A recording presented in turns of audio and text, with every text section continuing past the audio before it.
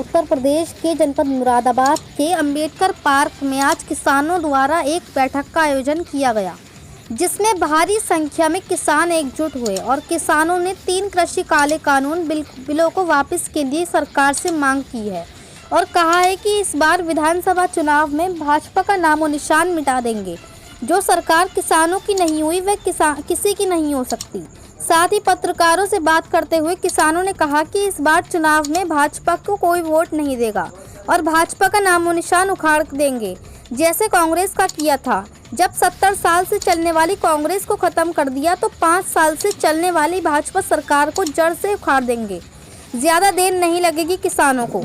जगह जगह किसानों के द्वारा महापंचायत होगी। 5 सितंबर को मुजफ्फरनगर में महापंचायत आयोजित होगी, जिसमें बीजेपी को कैसे खत्म करें ये सब रणनीति बनाई जाएगी और ज्यादा से ज्यादा किसान गाजीपुर बॉर्डर पर पहुंचे ताकि किसान एकता जिंदा रहे।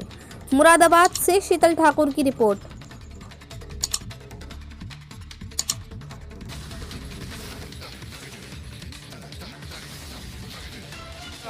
मेरा विजेंद्र सिंह यादव नाम है, प्रदेश प्रमुख निवर्तमान, प्रदेश प्रमुख निवर्तमान। ऐसा है, दिल्ली की सीमाओं पे हमारे जो किसान आंदोलन चल रहे हैं, 3 किसान विरोधी काले कानूनों की वापसी को लेके, एमएसपी पे कानून को लेके 26 तारीखों ने 8 माह हो गए, 9वां महीना चल रहा है, लेकिन जो केंद्र में सरकार है वो इतना अहंकारी रवैया अपनाए हुआ है कि किसानों की अनदेखी कर रही है। लगभग 500 किसान शहीद भी हो गए। अब हमने उस आंदोलन को लंबा चलाने की रणनीति बनाई है।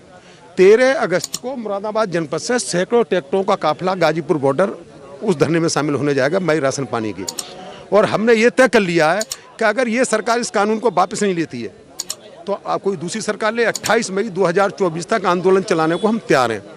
क्यों कि लोकतंत्र में अहंकार कोई स्थान नहीं है। हमने सरकार बनाई, हमने सरकार ने हम पे मुकदमे, हम सरकार से मांगने नहीं गए कुछ। हम सरकार से ही तो कह रहे हैं कि कोरोना आपदा के दौरान जो हमें तुमने 3 किसान विरोधी काले कानून थोपे उनको वापस ले लो। हम ये तो नहीं कह रहे। अब और 5 सितंबर को हमारी महापंचायत होगी मुजफ्फरनगर में।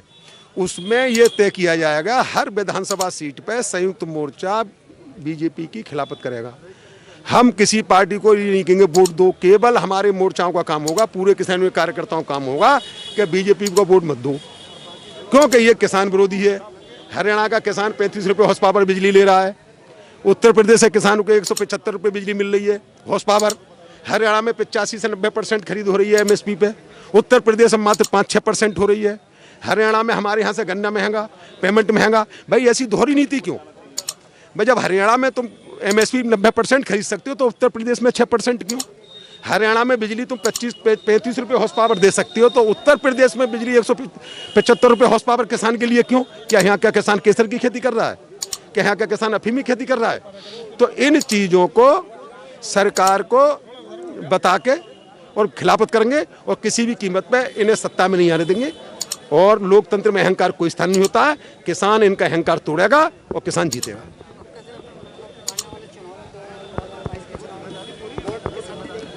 बिल्कुल किसान विरोध करेगा और केवल एक मांग करेगा कि बीजेपी को वोट नहीं देना है, क्योंकि लोकतंत्र की हत्यारी है ये, किसान विरोधी है ये, दोहरी नीति अपनाते हैं।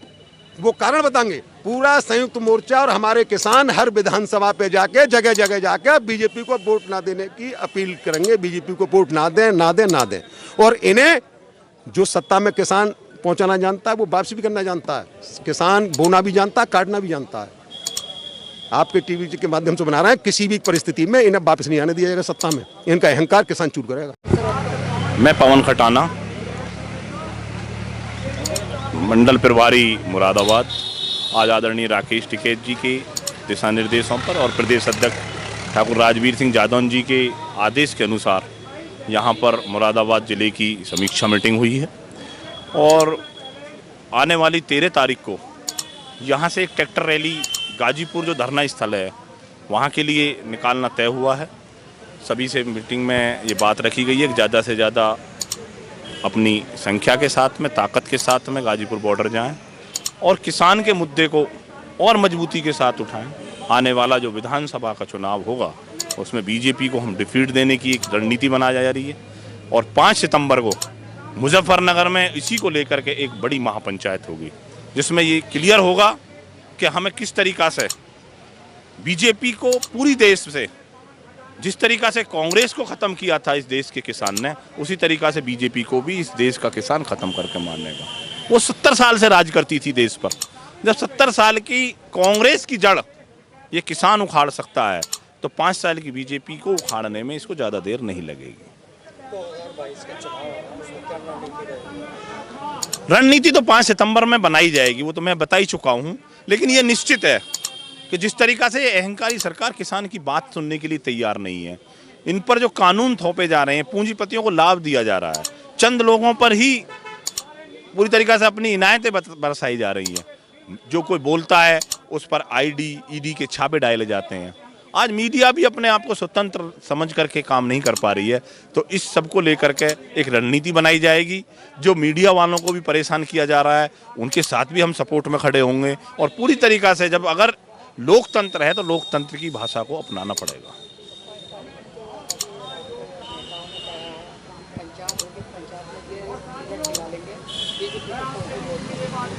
कोशिश देखो, जिससे हमारा युद्ध चल रहा है, जिससे संघर्ष है, हम क्यों कहेंगे उसे वोट दिया जाए? हम तो चाहेंगे ही ये कि उसे वोट भी ना दिया जाए, उसे सपोर्ट भी ना दिया जाए, उसके नाम का कोई नाम भी लेने वाला ना हो इस देश में। क्योंकि जो देश के किसान के बारे में अच्छा नहीं सोच सकती, वो देश में किसी के बारे में अच्छा नहीं सोच सकती। क्योंकि देश हमारा कृषि प्रधान देश है, और इसमें जो कृषि का और ऋषि का नहीं हुआ, वो किसी का नहीं हो सकता।